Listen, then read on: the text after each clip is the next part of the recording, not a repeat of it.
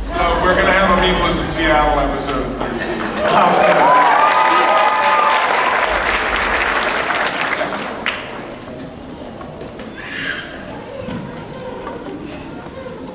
I just wanted to ask, how do you make the sound that Perry makes? Well, none of us do it. It's a man named D. Bradley Baker. He's a voiceover actor. He also does like all of the clones in Clone Wars, and he does the fish in American Dad. He's a very prolific voice actor.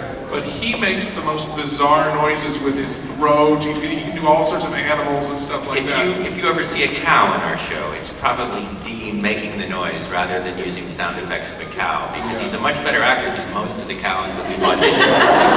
And we auditioned a lot of cows. And what we did is we knew that he did lots and lots of animal noises, and we just called him in and I said, look, I just wanted it to be some sort of weird purring, chirping noise. And he gave me like 20 of those, and we just picked one and said, okay, this is the one we're going to use over and over again. So. Security, that man in the corner over there needs to be removed. That Rob Hughes, that's the guy right there. One of our directors, Rob Hughes. Rob Hughes. And yes, security does need to remove me. How did you get out of your post-it prison? With all those post-it notes. When Rob was on vacation, we covered the entire inside of his office in post-it notes so that you could not see anything but post-it notes. And then the fire marshal told him he had to take them all down, and nobody helped him. It took 20 people like 3 weeks to do it, and he had to get it all down in 2 days. All right, here we go. Hi, my name is Perry Chen, as in Perry the Platypus. Hi, Perry Chen. Morning, Agent P. I'm a film critic, and everybody's a film critic these days.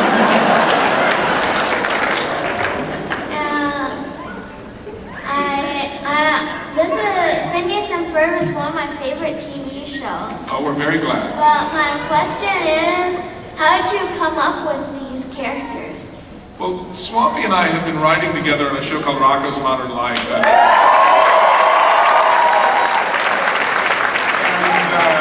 And we enjoyed writing together so much that we wanted to create a show that we could do together so that we would continue to work together. It just took 16 years to get the show made, but we actually came up with the whole idea for the show back then, about 16 years ago. And we're older than that. It's about 18 years and everything. Really old. Wait, look at the back. Look, it's Perry the Platypus back there. That's excellent. I gotta get a picture with you later. Oh, there you are, Perry. He went somewhere this morning, but I guess he was coming here. And also, do you have any advice for young animators? Because I'm doing a 5-minute short film about the Holocaust. And I'm going to be collaborating with Bill Clinton. Oh, that's very cool. Who is your agent? It's good. My first advice is that the Holocaust isn't really funny. You can try. Roberta Benigni did it okay.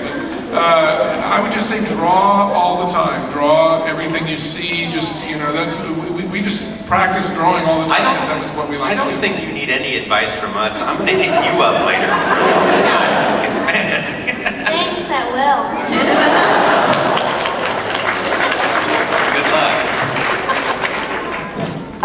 So I was wondering so 2 years ago I came to this panel. Yes. And then, I couldn't, for reasons unknown, I couldn't come next year. But anyway, so 2 years ago I heard you say that there was going to be an episode someday where Isabella and Buford would fight over the What You Doin'. I was wondering if that episode was still going to ever come out or not. Well, it's not an episode centered around that fight, but we've thrown little bits of that in a couple of times in the... There was the out of tune episode where... Out of tune, he says, what you doing? And she punches him and he goes, sorry, sorry. And then he's like, Isabella, about that, what you doing back there? She goes, we'll talk about it later. Because, but we have little bits where somebody else will say what you doing in the episode with the waterfall. like 4 different people say what you're doing, and at some point Isabel just says, "Do I even need to be here?" She's she feels a lot of ownership for that phrase. I was also wondering what each of your favorite episodes were. Mine keeps changing. Probably right now it's Finding Mary McGuffin. I'm still going to go with getting the band back together. I really liked our Christmas special. I thought that was really funny, and we had a lot of good jokes in there. And hour-longs are always really special, so that was cool, yeah.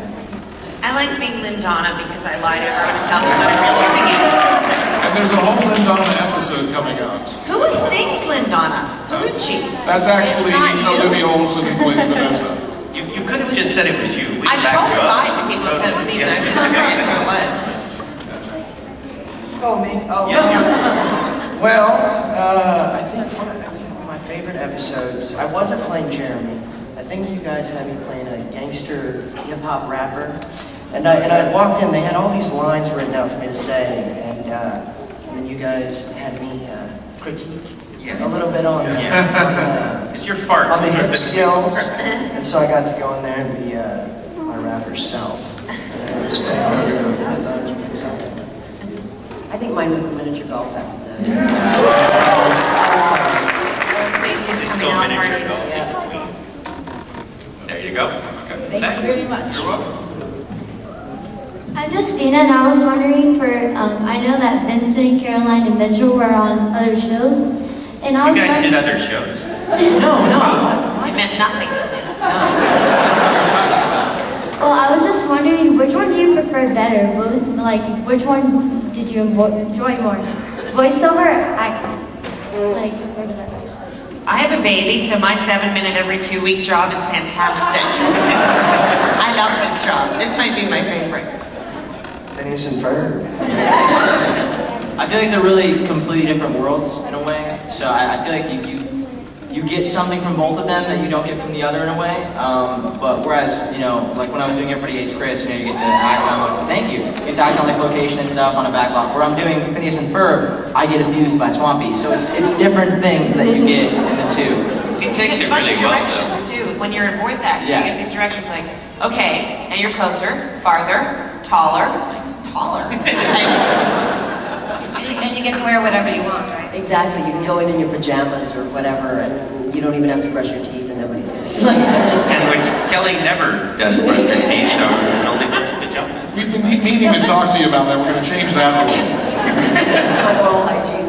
No, but also in voice work, you get to play characters that you would never be cast for otherwise. You get to play, like little kids or monsters or really mean people. Well, I guess I could get cast as a really mean person, but like scary.